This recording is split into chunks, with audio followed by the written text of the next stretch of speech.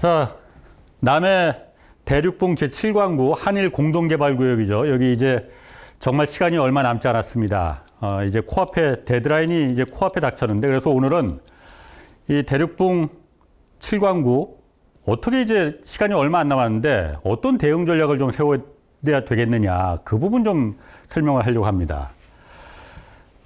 국회에서도 지금 최근 얼마 전에 여야 의원들 29명이 일본의 그 실질적인 이행을 촉구하는 그 결의안을 올렸습니다. 그래서 일본이 좀 실질적으로 원래 합의한 대로 빨리 7광구에 대해서 개발에 나서라 라고 지금 촉구하는 겁니다. 자꾸 이런 움직임이 좀 있어야 됩니다.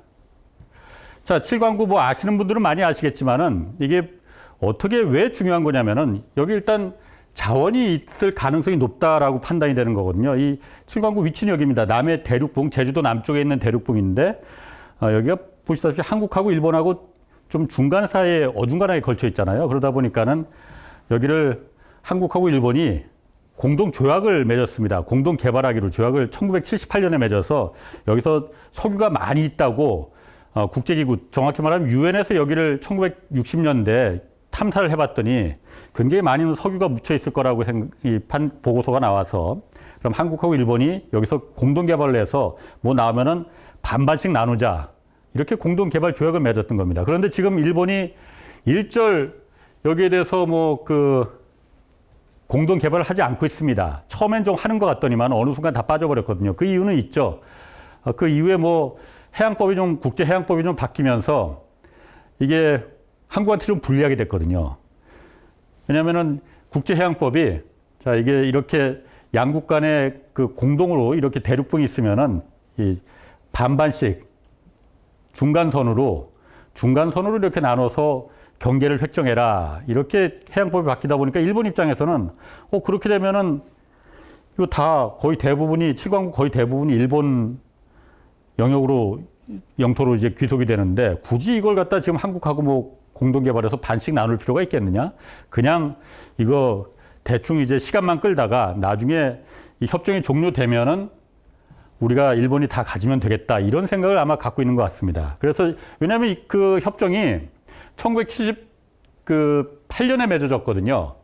한국하고 일본하고 둘이 석유를 공동으로 개발해서 캐내자. 그런데 그래서 나오면 반반씩 나누자, 이렇게 양국 간에 협정을 맺었는데, 그때만 해도 국제해양법이 한국한테 좀 유리했으니까는 일본이 이 협정을 도장을 찍었습니다. 우리가 좀 주도해서. 그런데 그 이후에 아까 말한 대로 국제해양법이 좀 일본한테 유리한 쪽으로 바뀌다 보니까는 이 중간선으로 나누라, 이렇게 해버리니까는 일본이 축구로 말하면 침대 축구 하는 거거든요.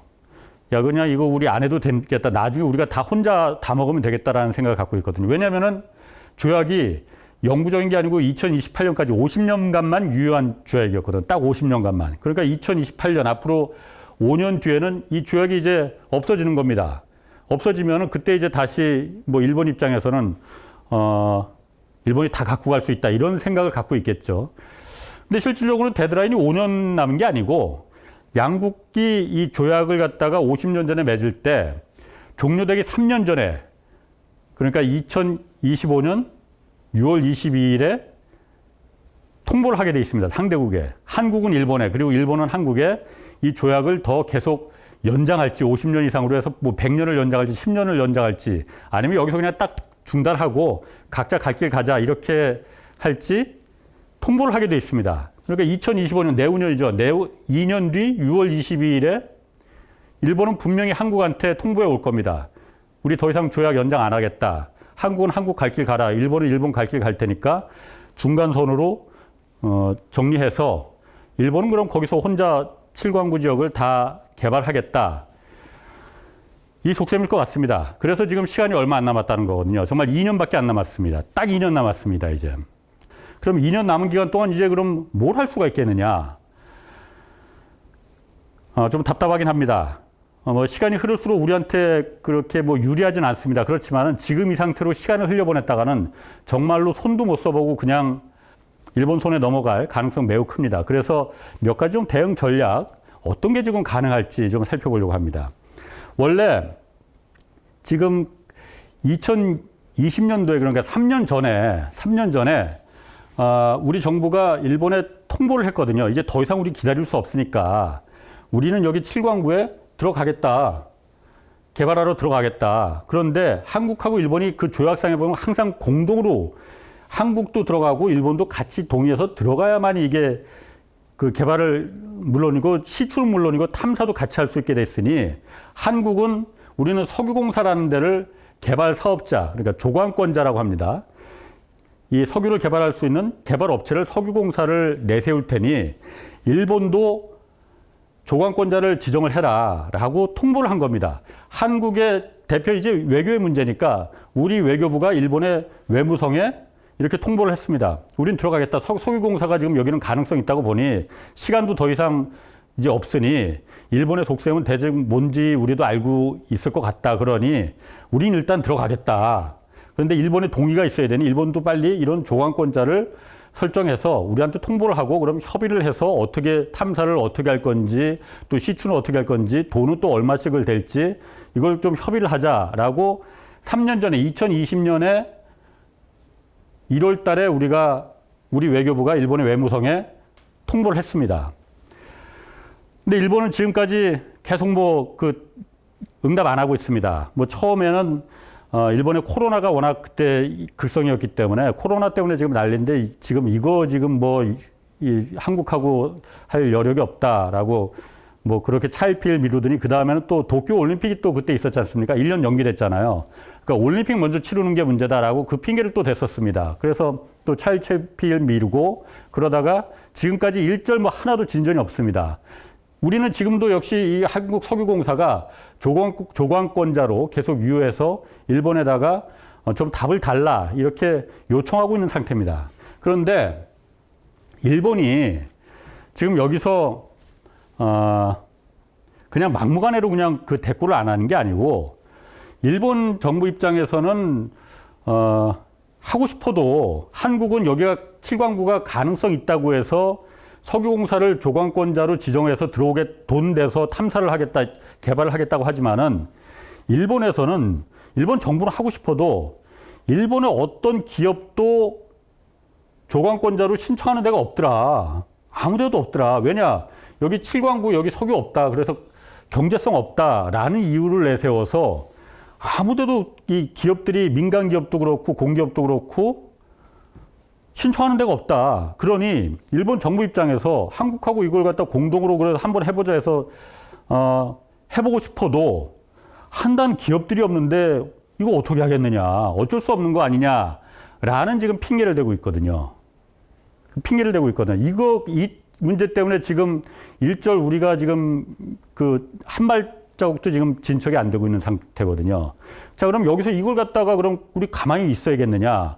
일본이 그럼 없다고 해서 일본 정부는 응할 수 없다고 하는데 방법이 없는 건 아닙니다.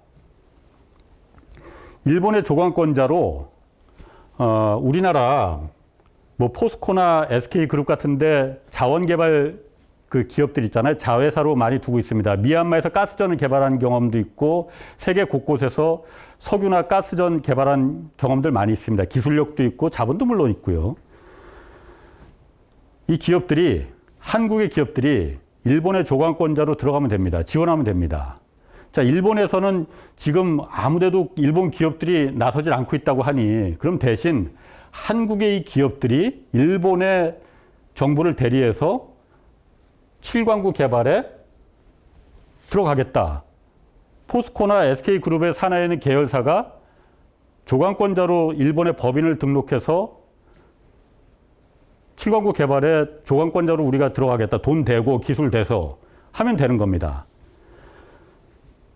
법적으로는 아무 문제가 없습니다. 왜냐하면은 1960년대, 70년대 그 당시에 처음에 이제 이 칠광구를 그때 한때는 1980년대 초반까지만 해도 한국하고 일본하고 여기 그때는 서로 의지가 있어서 개발을 실제로 시추공도 한 7군데를 뚫었었거든요. 여기에다가. 그때도 똑같이 한국의 조광권자와 일본의 조광권자가 다 같이 기업들이 들어가서 시추를 한 건데 그때 한국에서는 이런 시추할 수 있는 석유공사가 있었던 것도 아니고 기술이 있었던 것도 아니고 또 시추할 수 있는 자본이나 돈이 있었던 것도 아니었기 때문에 미국의 칼텍스가 공동 조강권자로 한국에 들어와서 여기를 들어갔었던 겁니다. 과거에 그런 경험도 있기 때문에 지금도 한국의 기업들이 일본의 조강권자로 우리 하겠다고 손들고 들어가면 되는 겁니다. 물론 현실적으로 이게 가능하겠느냐. 일본의 현지 법인을 세운다고 해도 일본 정부가 이걸 갖다가 받아들이겠느냐. 그건 그 다음에 생각할 문제입니다. 일단은 일본 정부가 지금 내세우는 표면적인 핑계는 일본의 어떤 기업도 여기 조강권자로 손드는 데가 없으니 지금 우리가 못하는 거다. 일본 정부가 하고 있으니 한국 기업들이 들어가면 되는 겁니다. 그 다음에 어떻게 일본 정부가 어떻게 나설지는 그 다음에 좀 생각하면 되는 겁니다. 이 방법들이 이런 이슈들을 자꾸 우리가 만들어줘야만이, 그래서 여기가 시끄러워져야만이 우리한테 조금이라도 더 유리해지는 겁니다. 조용하면 조용할수록 유리해지는 건 일본이고 불리해지는 건 한국입니다. 그건 당연합니다. 이제 2년밖에 안 남았습니다. 저희가 시사교육 창이란 프로그램에서 그거를 이제 다큐멘터리를 만드는 적이 있었거든요. 그때 2020년 3월이었습니다. 그 당시에 우리 한국 정보 계획을 이제 다 파악해서 이제 정말 시간이 없고 이게 마지막 승부가 되겠구나. 타이틀 제목도 이제 한일 마지막 승부였었거든요. 그 당시에 이미 우리 쪽에서 전략으로다가 시나리오별로 또 상황별로 일자별로 다 나름대로 이제 계획을 세워놨었는데 그 중에 한 가지가 일본이 어쨌든 우리가 석유공사가 조강권자로 들어간다고 해도 일본이 안 하려고 할 거다. 그거 모르겠습니까? 안 하려고 할 거다. 그럼 그런 때 대비해서 이런 한국의 기업들이 포스코나 SK 같은 그 계열사들이, 자회사들이, 자원개발 기업들이 들어가는 걸, 지원하는 걸, 일본의 조강권자로 지원하는 걸 그때도 다 전략으로 세워놨었거든요. 그런데 그 당시에만 해도 우리가 갖고 있는 모든 카드를 다 공개하는 건 정말 곤란하다. 그래서 저희가 사실 그 당시에는 이 프로그램을 취재하고 보도할 때 그 부분을 받아들였습니다. 이것까지 우리가 말하는 거는 정말 보도가 중요하더라도 그 부분은 밝히는 건 좀 곤란하겠다 생각해서 그 당시에는 이제 저희가 이 프로그램을 만들 때는 알고는 있었지만은 공개하진 않았습니다. 이 정도까지. 그렇지만 지금은 이제 정말 시간이 없습니다. 이제 2년밖에 안 남았고 코앞에 닥쳤고 더군다나 우리 정부가 이제 2년밖에 안 남았는데 여기에 대해서 7광구에 대해서 어떤 적극적인 건 고사하고 어떤 뭘 하고 있는지가 전혀 지금 보이지를 않고 있습니다. 그냥 시간만 지금 째깍째깍 흘러가고 있는 상태거든요. 그렇기 때문에 지금은 뭐 숨기고 뭐 이렇게 이럴 것도 이제 없을 것 같아요. 이제 2년 남았는데 무슨 방법이든 마지막 남은 우리가 할 수 있는 걸 최대한 다 해보는 게 가장 최선 아니겠느냐라는 생각입니다. 자, 또 한 가지 방법은 대응 전략은 이제 4월 26일에 한미 정상회담 예정돼 있습니다. 우리 대통령이 미국 바이든 대통령 만나러 갈 예정인데 이때 한미 정상 간에 여러 가지 의제가 있을 겁니다. 지금 북한 문제도 있을 수 있고 여러 가지 중국 관련해서 전략적인 그 협의할 문제도 있을 수 있고 여러 가지 정상 간의 의제로 올라올 겁니다. 그 정상 간의 의제 중에 하나로 이 7광구 문제 올려야 됩니다. 아니 일본도 아니고 한국하고 미국 간의 정상인데 왜 7광구가 갑자기 미국과의 정상회담 의제로 이걸 올려야 되느냐. 그 좀 생뚱맞지 않느냐 생각할 수 있지만은 미국 입장에서도 이 7광구 매우 중요합니다. 왜냐하면은 지금 이 7광구에 원래는 한국과 일본이 맺은 공동개발 협하기로 맺은 조약이지만은 중국이 지금 여기 끼어들기 시작했거든요. 이 7광구의 위치를 보면은 사실 한국과 중국, 일본의 그 중앙에 공교롭게도 중앙에 놓여 있습니다. 그러니까 서로 여기는 사실 이쪽 바다는 한중일 3국이 서로 이게 어느 나라 바다인지를 아직 경계 결정이 안 돼 있는 지역이거든요. 서로 한 뼘이라도 더 차지하고 싶은 욕심이 있으니까 아직까지도 경계 결정이 안 돼 있는 지역입니다. 여기는. 그렇기 때문에 옛날 1978년도에 한국과 일본이 협정을 맺을 때만 해도 중국이 그 당시에는 중공이었죠. 중공이 지금 정도의 위상과 국력이 아니었기 때문에 그냥 멀뚱멀뚱 보고만 있었지만은 지금은 아니거든요. 지금은 중국도 이게 조만간 이 협정이 이제 종료된다는 걸 너무나 잘 알고 있습니다. 그리고 그걸 지켜보고 있습니다. 그리고 또 하나 원래 동중국해 이 유엔에서 이 7광구에 엄청난 석유가 묻혀 있을 가능성이 있다고 발표를 해서 여기가 중요해진 거잖아요. 그런데 유엔에서 정확히 발표한 거는 동중국해입니다. 그러니까 전체 이 동중국해 여기에 이제 큰 깊숙한 이제 그 분지가 있어서 여기 퇴적물이 차곡차곡 다 쌓여서 석유를 만들어냈다. 그리고 7광구 지역에서도 그 과거의 탐사 기록이나 또 지금 위성 사진이나 이런 거를 분석해 보면은 여기에 가장 이제 그 분지라고 했잖아요. 동중국해 분지, 그 가장 깊은 지역이 보면은 이 정도로 연결이 돼 있다는 겁니다. 이 정도로 연결돼 있어 갖고 여기가 가장 깊은 분지 지역이니까 여기 가장 많은 퇴적물이 쌓여 있을 테니까 석유가 있을 지역 그 가능성도 가장 많은 데가 요 지역, 요 부분이거든요. 이 7광구가 좀 포함이 돼 있는 거죠. 그러다 보니까 중국이 사실은 여기 서쪽, 그러니까 중국 해역 쪽에 이미 4개의 해상 유전을 개발해서 가동하고 있습니다. 1990년대부터 이미 4개의 해상 유전이 가동돼서 개발해서 이 여기서 뽑아올린 천연가스와 석유가 파이프라인으로 지금 상하이까지 연결돼 있거든요. 그런데 그러고 보면 이제 여기가 이제 그 석유가 있다는 거는 어느 정도 입증이 되는 셈이죠. 그런데 중국이 2000년대 초반에 5번째 해상 유전을 또 뚫었거든요. 그게 바로 7광구 바로 인근입니다. 거의 붙어 있습니다. 그래서 여기 5번째 유전을 이름을 롱징이라고 이름을 붙이고 5번째 시추를 이제 했는데 이거는 이제 일본이 브레이크를 건 거죠. 야, 여기까지는 모르겠는데 여긴 너무 안 된다. 여긴 7광구하고 가깝다. 여기 하면은 7광구에 있는 석유가 다 끌려 들어갈 수 있다. 그러니 여기는 하지 마라라고 일본이 브레이크를 걸어서 중국도 받아들였습니다. 그래서 여기 유전은 지금 잠정적으로 폐쇄된 상태입니다. 이 상태에서 지금 이제 중국도 몇 년 뒤에 여기가 조약이 이제 끝날 공산이 높고 무주공산이 될 거라고 지금 보고 있는 거거든요. 중국도 지켜보고 있습니다. 미국한테 이걸 설득을 해야 합니다. 자, 여기를 한국과 일본의 공동 개발 구역인 이 7광구가 만약에 여기가 지금 조약이 깨져버린다면은 중국이 분명히 들어온다. 중국이 태평양으로 나올 수 있는 교두보를 마련하는 거다. 그리고 그냥 들어올 게 아니고 굉장히 공격적으로 들어올 가능성이 높다. 중국은 왜냐하면 힘이 있기 때문에 이걸 미국한테 설득을 해야 됩니다. 이게 만약 공동개발구역이 50년 동안 잘 지켜왔기 때문에 중국이 여기를 지금 못 들어오는 거였었지. 만약에 이게 만약 국제 한일 간의 공동개발 협정구역이 깨져버리면은 중국이 그날 바로 들어올 거다.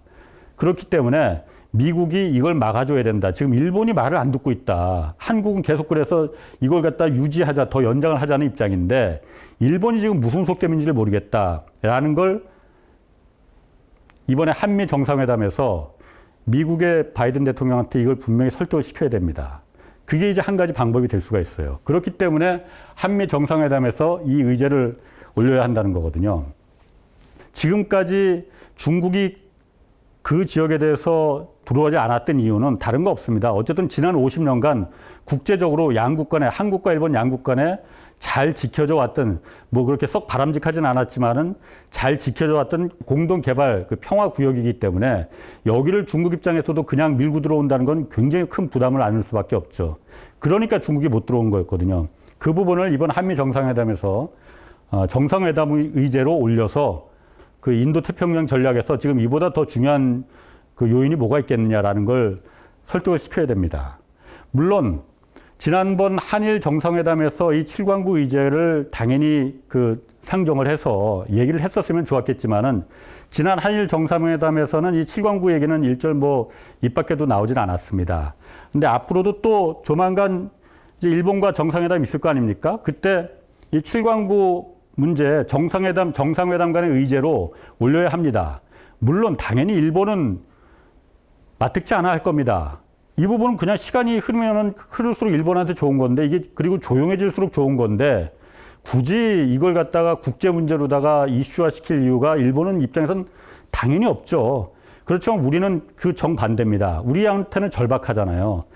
이 문제가 자꾸 국제적인 문제로 이슈화가 그래야만이 국제사회가 아니 거기 무슨 일이 있는 건데 이렇게 시끄러운 거야. 들여다볼 거 아닙니까? 그리고 들여다봐서 얘기를 들어보니 그럼 그동안 한국은 계속 뭔가를 하려고 했는데 일본이 그러면은 일절 그 신의의 성실의 원칙에 맞지 않게끔 공동개발 협정을 맺어놓고도 아무 일도 그냥 안 한 거네. 이런 국제적인 여론을 이끌어낼 수 있는 거 아닙니까? 그렇기 때문에 우리 정부는 이 부분을 이 7광구 문제를 지금은 외교부에서 다 총괄하고 있거든요. 외교부에서 총괄할 문제 아닙니다. 대통령실에서 직접 챙겨야 합니다. 한일 간의 문제에서 여러 가지 과거 문제도 있지만 이거는 한국과 일본의 미래 세대가 걸린 문제 아닙니까? 이보다 더 중요한 일이 뭐가 있겠어요. 그러니 대통령실에서 직접 챙겨서 정상회담 의제로 갈려야 합니다. 지금 현재는 어쨌든 일본이 무슨 생각을 갖고 있는지가 아무도 알 수가 없습니다. 물론 분명히 일본도 이 부분에 대해서 어떤 전략이나 나름대로 내부 전략은 갖고 있을 거예요. 중요한 문제니. 그런데 일절 대외적으로 한국의 요청에 대해서 대꾸하지 않고 있습니다. 정말로 이제 몇 년 뒤에 끝나면은 이렇게 국제 재판으로 갖고 가서 중간 서류로 나누자. 이게 딱 절반씩 해갖고 여기만 한국이 갖고 가고 여기는 다 일본이 갖고 와서 일본이 혼자서 개발하겠다는 이런 속셈일 수도 있겠고, 그렇지만 이거는 이 중국이 가만히 있지 않을 거거든요. 그러면 일본 입장에서는 그러면 이거를 갖다가 한중일 3국이 공동으로 3분의 1씩 그러면 이렇게 그러니까 개발해서 나오면은 3분의 1씩 나누는 방법도 생각할 수 있겠지만은 그 부분을 중국이 동의하겠느냐, 또 일본도 굳이 그렇게 할 필요가 있겠느냐라고 생각할 수 있습니다. 우리 입장에서는 이거 나쁘지 않은 방법이겠지만은 일본 입장에서는 그런 경우에 차라리 이 부분을 그냥 한국은 어차피 배제시킬 수 있으니 한국은 배제시키고 중국하고 일본하고 공동개발구역으로 만들어서 중국하고 일본의 공동으로 개발해서 중국하고 일본만 반씩 나눠도 되지 않을까라는 생각을 일본 정부가 하고 있을 수 있습니다. 그게 우리 입장에서는 정말 최악의 시나리오죠. 그것만은 막아야 됩니다. 그리고 그렇게 될 가능성 없다고 볼 수 없습니다. 그 가능성 정말 생각해야 됩니다. 그런 입장에서 우리 정부가 지금 전략을 잘 짜야 됩니다. 시간도 얼마 없고요. 그래서 이 부분이 사실 7광구가 앞으로 조만간 한중일 3국 간에 몇 년 뒤에 화약고가 정말 될 가능성도 있습니다. 군사적인 충돌이 있을 가능성도 있겠죠. 당연히 여기가 전략적으로도 자원의 문제뿐만이 아니고 전략적으로도 매우 중요한 위치이기 때문에 중국도 절대로 여기 포기하지 않습니다. 일본 역시 마찬가지일 테고, 그렇기 때문에 이 부분에 대해서 어떤 전략을 펴야 될지 우리 입장에서는 한미일 이 동맹을 최대한 이용을 해야 됩니다. 일본이 일단 우리말을 전혀 지금 대응을 안 하고 있기 때문에 미국한테 일본을 좀 설득을 해달라. 그래야만이 미국의 전략과 미국의 국익과도 부합한다. 중국이 태평양으로 나오는 그 교두보를 마련하게 해서는 안 된다. 지금 일본의 속셈이 그런 걸 수도 있다. 그러니 미국이 좀 설득을 해달라라고 이번에 한미 정상회담에서 이 부분 분명히 부각을 시켜야 됩니다. 그리고 그렇게 해야만이 국제사회에서 이게 자꾸 뭔가 아까 말했듯이 시끄러워져야만이 국제사회가 들여다보고 거기 뭔 일이 있는 거야 도대체 해야만이, 그래서 우리는 계속 여기서 뭔가를 하려고 했다. 미국에 가서도 이걸 계속 좀 설득을 했고 일본한테도 이거 하자고 했는데 일본이 안 들어주는 거더라. 나중에 혹시 있을지 모를 이 법적 분쟁에서도 이런 우리 정부의 어떤 그간 과거 해왔던 이런 여러 가지 실적들이 도움이 될 수가 있습니다. 그게 나중에 법적 분쟁으로 갔을 때도 우리한테 유리하게 작용을 하는 거거든요. 분명히 말하지만은 지금 이 7광구 문제가 이대로 조용히 있으면은 시간만 흘려보내면은 절대적으로 유리해지는 건 일본입니다. 절대적으로 불리해지는 건 한국입니다.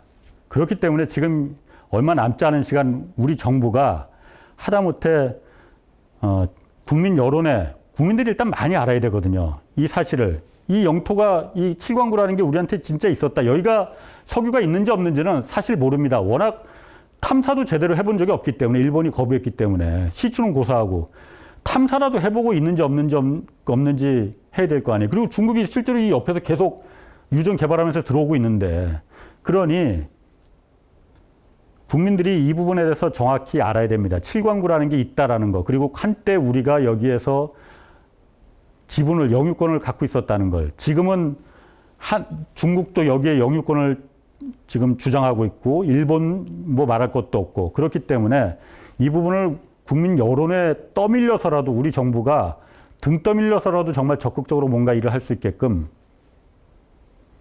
언론에서도 이 부분에 대해서 계속 관심을 갖고 취재를 해야 된다고 생각합니다. 다시 한번 말하지만은 국가 간의 영토 분쟁에 있어서 조용하면, 가만히 있으면은 그건 뺏기는 겁니다. 이상입니다.